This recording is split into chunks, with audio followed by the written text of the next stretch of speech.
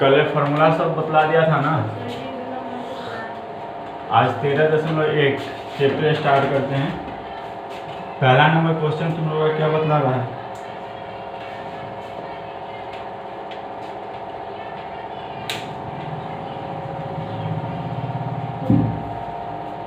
पहला number question क्या बतला रहा है? दो घनों जिसमें से प्रत्येक का आयतन 64 सेंटीमीटर क्यूब है के संबंध फलकों को मिलाकर एक ठोस बनाया जाता है। इसके प्राप्त घनाभ का पृष्ठीय क्षेत्रफल ज्ञात कीजिए। प्राप्त घनाभ का पृष्ठीय क्षेत्रफल। यहाँ पे ध्यान देगा, हमारे पास दो घन दिया गया जो समान आकृति का है, ठीक है। दो घन दिया गया है जो समान आकृति का है। अब इसमें देखिएगा कि एक घन का आयतन दे रखा है। घन का आयतन दे रखा है 64 सेंटीमीटर क्यूब। घन का आयतन कितना दे रखा है? 64 सेंटीमीटर। घन का आयतन दे रखा है 64 सेंटीमीटर क्यूब। अब यह क्वेश्चन बोल रहा है कि यह समान आकृति के दो घनों को आपस में मिला दिया जाए। यही समान आकृति के दो घनों को आपस में जब मिला दिया जाए तो प्राप्त जो पृष्ठ है उसका क्षेत्रफल ज्ञात करना है।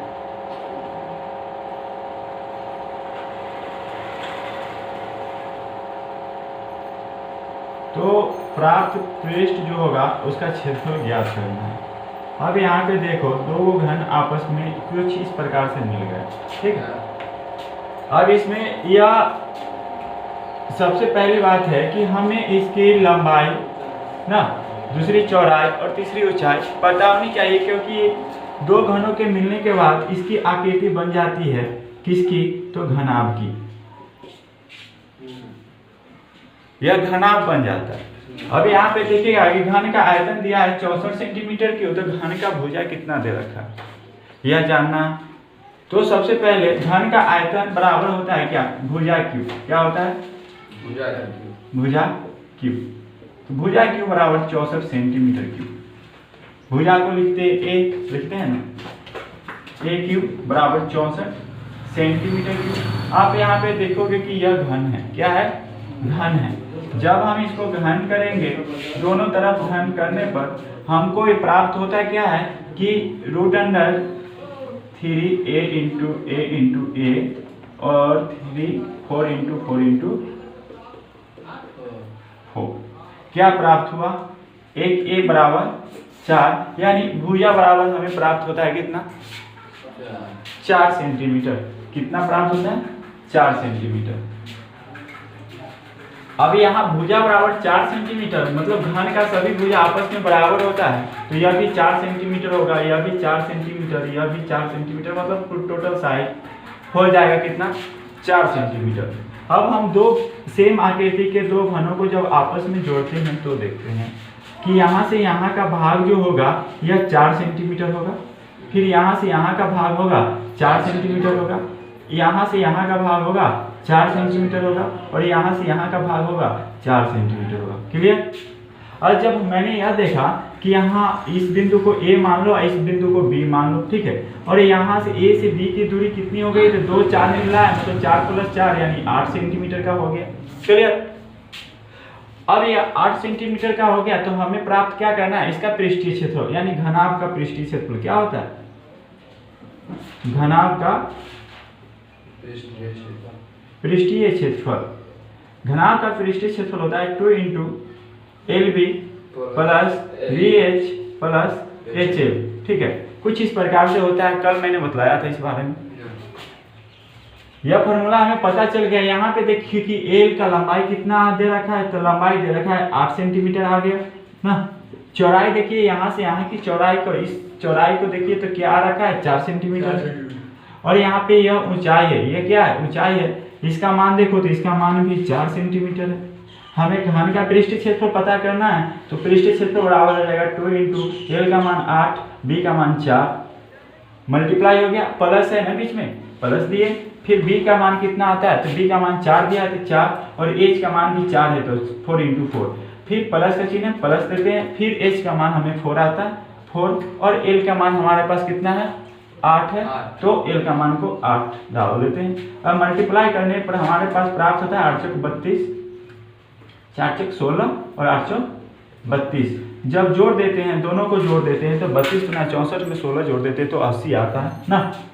तो 2 गुने 80, ब्रैकेट हटाए तो गुना का चिन्ह आ गया, 80 दुना 160। अब यह हमारे पास पृष्ठीय क्षेत्रफल है तो सेंटीमीटर स्क्वायर होगा, तो 160 सेंटीमीटर स्क्वायर हमें प्राप्त होता है। यह पहला क्वेश्चन समाप्त हुआ। इतना ही कहानी। यहाँ पे तुम्हारा दूसरा नंबर क्वेश्चन क्या बोल रहा है 13.1 का कि कोई बर्तन एक खोखले अर्धगोले के आकार का, कोई बर्तन एक खोखले अर्धगोले के आकार का। तो अर्धगोला मैंने तुम लोगों को बतलाया किस प्रकार का होता है, कटोरा जैसा होता है ना अर्धगोले। सबसे पहले हमें इस मतलब जो चैप्टर चल रहा है, एक्सरसाइज चल रहा है पृष्ठीय क्षेत्रफल और आयतन, इसमें हमको इस चीज़ की जानकारी होनी चाहिए कि फिगर कैसे बनाते हैं। अगर फिगर नहीं बनाने आ रहा है, फिगर बनाने अगर आ गया तो समझो कि आधा क्वेश्चन का आंसर कंप्लीट है। बाकी कुछ मेथड्स पर अप्लाई करना है, उसके बाद आंसर अपने आप आ जाएगा। तो यहाँ खोखले अर्धगोले के आकार का है, यह अर्धगोला तैयार हुआ जिसके ऊपर एक खोखला बेलन अध्यारोपित है, इसके ऊपर एक खोखला बेलन अध्यारोपित है, तो इसके ऊपर एक बेलन को अध्यारोपित कर दो जो खोखला बेलन के आकृति का मतलब रखा हुआ है, या मान लो कि अध्यारोपित है उसके ऊपर रखा हुआ है, जैसे कटोरे के ऊपर कमंडल डाल दो, यह डाला गया ना। अब इसमें देखो यह बात यहाँ तक हमारी समाप्त हो जाती है, हर एक लाइनिंग के अनुसार काम करते हैं। खोखला बेलन अध्यारोपित है, बेलन अध्यारोपित हो गया। अर्धगोला का व्यास कितना दे रखा है 14 सेंटीमीटर। अर्धगोला का व्यास 14 सेंटीमीटर दे रखा है, मतलब यह इसका जो एक दे रखा है डी दे रखा है ना, ये 14 सेंटीमीटर व्यास दे दिया 14 सेंटीमीटर। तो त्रिज्या कितना हो जाएगा r बराबर डी बाई 2, तो r बराबर 14/2 हो जाएगा, कितना हो जाएगा 7 सेंटीमीटर का हो जाएगा। r जो हो जाएगा कितना सेंटीमीटर हो जाएगा 7 सेंटीमीटर हो जाएगा। अब बर्तन की कुल ऊंचाई बोल रही है कितना 13 सेंटीमीटर, यानी यहाँ से लेकर यहाँ तक का नीचे सतह तक का ऊंचाई है टोटल 13 सेंटीमीटर। जब टोटल 13 सेंटीमीटर दिया गया है तो बेलन की हाइट कितनी हो जाएगी, बेलन की हाइट कितनी हो जाएगी। तो यहाँ ध्यान से देखो कि यह केंद्र है, यहाँ से नीचे भी त्रिज्या ही होगा ना, इसके चारों साइड ले लो कि सेंटर से, तो ये सब क्या होगा त्रिज्या होगा। तो त्रिज्या होगा तो यहाँ देखो कि यह सामने से ऊपर क्या है बेलन है, या सामने से नीचे क्या है अर्धगोलाकार ना, अर्धगोला है ना। यहाँ सामने इससे नीचे क्या है अर्धगोला है, इससे ऊपर बेलन है। मतलब बेलन की हाइट निकालने के लिए यहाँ से नीचे के भाग को हमको घटा देना होगा 13 में से। तो यहाँ नीचे के भाग क्या है त्रिज्या के बराबर है, यानी 13 में से हम माइनस कर देंगे 7, तो बचेगा कितना 6 सेंटीमीटर, यानी बेलन की ऊंचाई आ गई हमारे पास कितना, बेलन की ऊंचाई 6 सेंटीमीटर।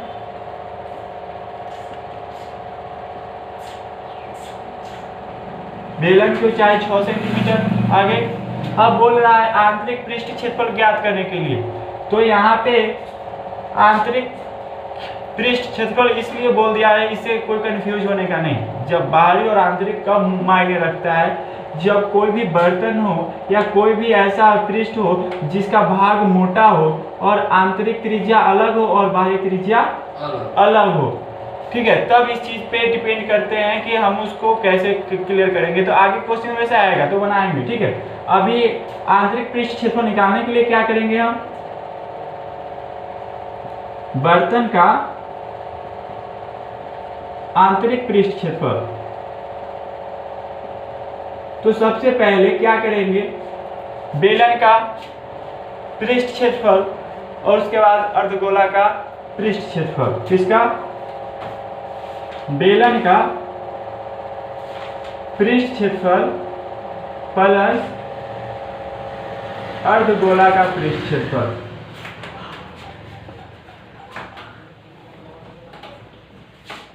अर्धगोला का पृष्ठ क्षेत्रफल। अब यहाँ पे देखेंगे यह बेलन जो रखा हुआ है यह बर्तन है, अब यह बर्तन है, बेलन जो रखा हुआ है बर्तन है, तो यह बर्तन जब है, ये टोटल बर्तन है, तो तुम देख सकते हो कि इसका पूरा भाग कवर होगा चारों साइड से, और बीच वाला भाग क्या है, खोखलाकार है ना, खोखला है, मतलब आर पार होने वाला है। यह जो है, यह जो बेलन है यह क्या है, खोखला है, मतलब ये पार से ऊपर पॉइंट की तरह आ जा सकते हैं, मतलब इधर ना ब्रेथ है, इधर ना कवर है ना इधर कवर है, ये सिर्फ इधर उधर कवर है ना। तो सबसे पहला चीज तो यह क्या आ जाएगा हमारे पास, यह आ जाएगा वक्र पृष्ठ क्षेत्रफल। क्या आ जाएगा, वक्र पृष्ठ क्षेत्रफल। यहाँ पे पॉइंट आ जाएगी बेलन का, क्या चीज, बेलन का वक्र पृष्ठ क्षेत्रफल आ जाएगा। तो बेलन का वक्र पृष्ठ क्षेत्रफल क्या होता है, बेलन का वक्र पृष्ठ क्षेत्रफल क्या होता है, तो 2 पाई आर एच होता है। अब प्लस अर्धगोला का, अर्धगोला की बात करें तो यहाँ पे देखो यह खोखला अर्धगोला है, पहले ही हमको बोल चुका है अर्धगोला क्या है, खोखला है, मतलब ऊपर का भाग इसका खाली है, यह कटोरे के टाइप का ऊपर का भाग पूरा क्या है, खाली है। जब खाली है, अर्धगोला है और खाली है, तो यह क्या हो जाएगा, इसका भी वक्र पृष्ठ क्षेत्रफल का फॉर्मूला लगेगा, और इसका वक्र पृष्ठ क्षेत्रफल का फॉर्मूला क्या होता है, 2 पाई आर स्क्वायर। क्लियर। अब यहाँ पे 2 के 2, पाई का मान सभी को पता होगा 22/7, आर के मान कितना होता है, तो यहाँ पे दिया गया है आर के मान कितना निकल कर आया है, 7। और यहाँ बेलन की बात करें, बेलन की हाइट निकल कर आई थी, बेलन की ऊंचाई कितना, 6 सेंटीमीटर, तो बेलन की ऊंचाई डाल दो 6 centimetre, plus 2 22/7 r square, r का मान 7 दिया हुआ है, तो 7 का स्क्वायर करेगा तो 7 गुने 7 ना। अब यहाँ पे देखेगा ये 7 से 7 कट गई, यह 7 से 7 कट गई, अब बच गया क्या, 22, 2 गुने 22 गुने 6 प्लस 2 गुने 22 गुने 7, यही बचा ना। अब यहाँ पे गुना कर दो, 22 × 44 में 6 से गुना करेगा तो कितना हो जाएगा, 6 × 24 और 24 और 2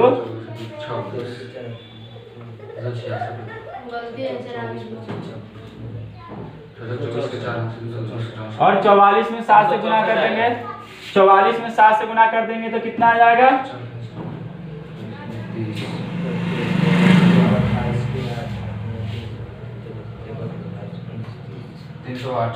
308। अब ये जोड़ दो, 308 और 264 को जोड़ दो तो कितना हो जाएगा, 8 4 12 6 1 7 3 2 5 572 सेंटीमीटर स्क्वायर, ये हमारा आंसर आ गया।